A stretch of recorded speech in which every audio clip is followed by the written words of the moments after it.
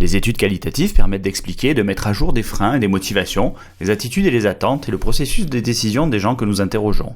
On va au-delà de leurs barrières conscientes et la plupart des techniques utilisées viennent de la psychologie, les associations libres de Jung, de Rorschach ou les tests à perception thématique de Murray, dont vous trouverez le détail sur le site.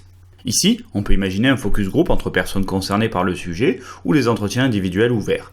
On pourrait avoir recours à un test descriptif pour aider les sujets à exprimer des motivations un peu délicates sans être bloqués par leurs émotions. Ce type d'outil de la famille des méthodes projectives pourrait consister par exemple à demander d'expliquer le comportement d'un personnage en situation, ici le consommateur type de notre produit. L'interviewé parlera de lui à travers les personnages en projetant ses freins, ses sentiments, en décrivant la situation de consommation, etc. Il sera plus à l'aise et plus réactif que s'il avait directement parlé de lui.